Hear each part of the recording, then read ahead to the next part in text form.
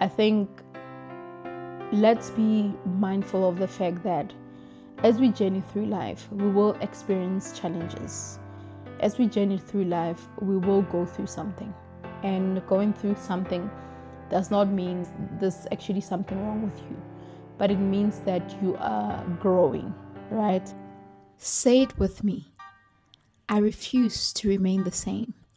Each day, I'm growing, learning, and evolving into a better version of myself.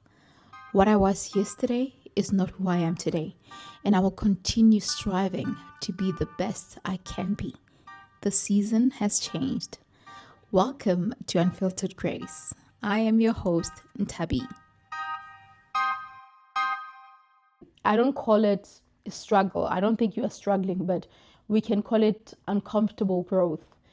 Uncomfortable growth in a way that you will face challenges in your life that are uncomfortable, that really leaves you questioning a lot of things, that requires you to step out of your comfort zone or to even go an extra mile, that requires you to tap into a strength that you never thought you'll have in your life.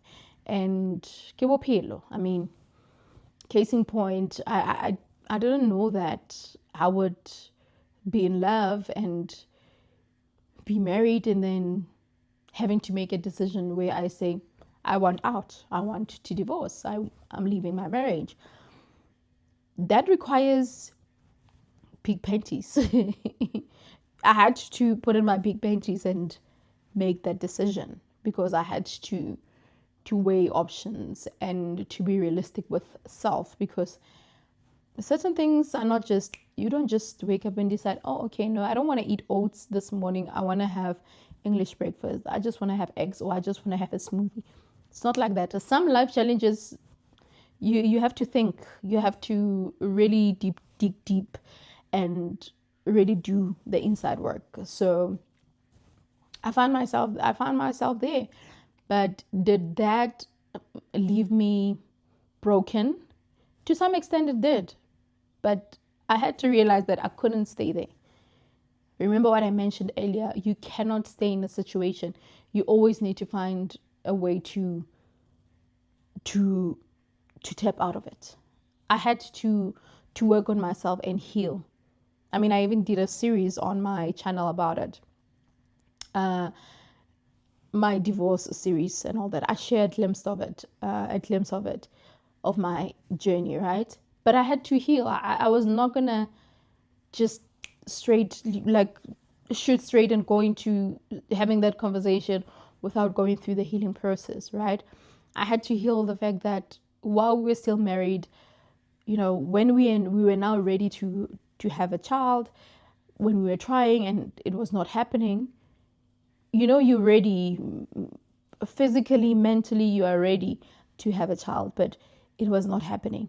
So that on its own requires healing, because okay, the marriage is over, you already had the picture of being a mother at some point and it didn't happen, so that also required healing, for example. So really, challenges in life really requires us to understand that it's a journey. It's a journey. And it's easy for us to say, God, but why me? It's easy for us to say, God, why am I going through this so many times and all of that?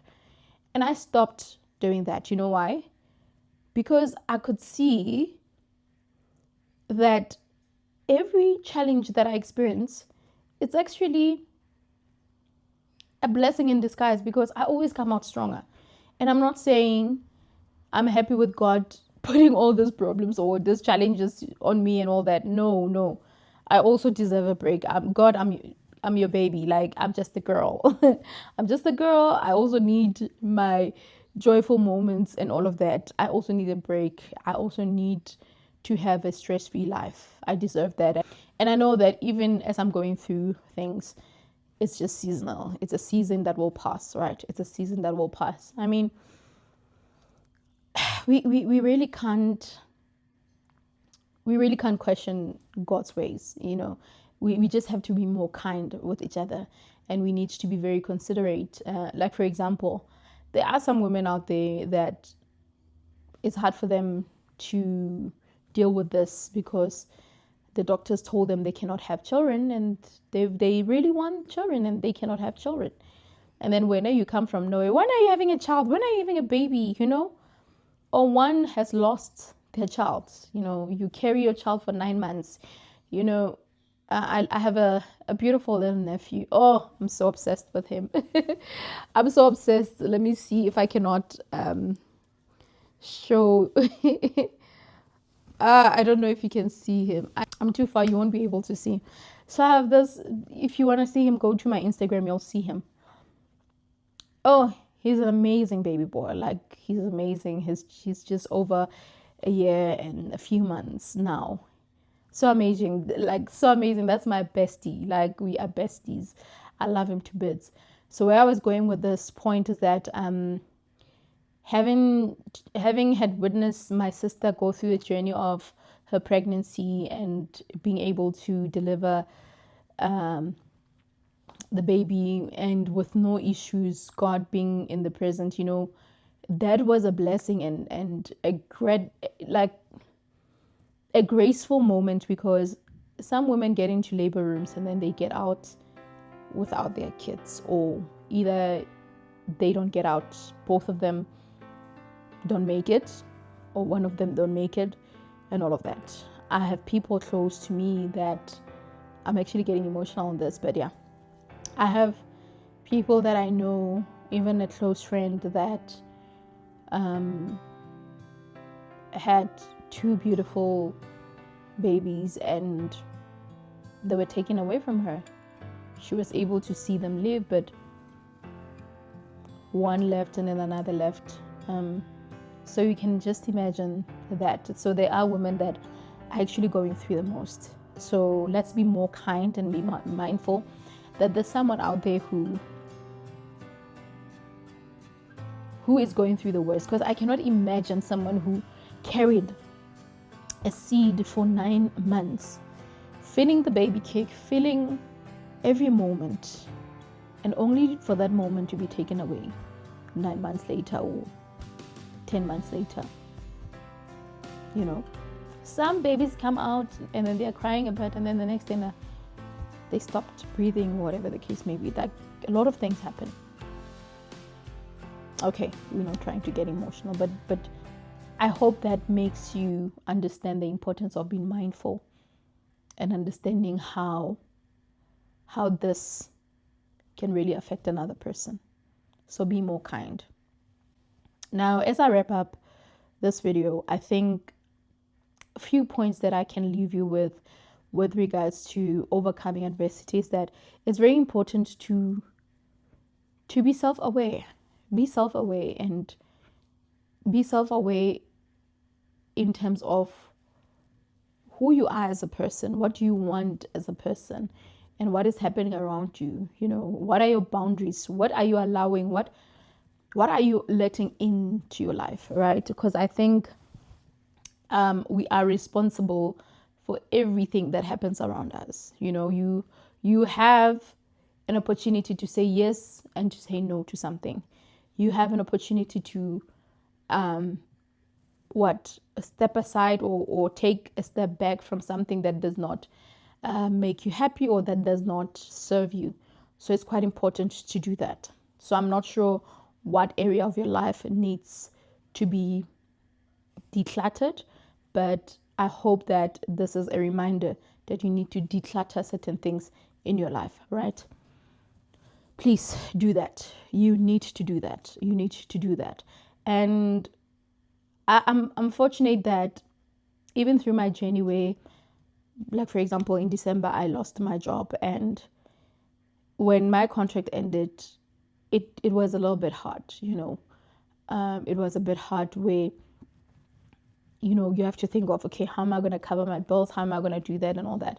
But I had so much support around me where I got to have people that are able to hold my hand in moments where things are just not going great. So you need support in your life. You cannot do certain things alone.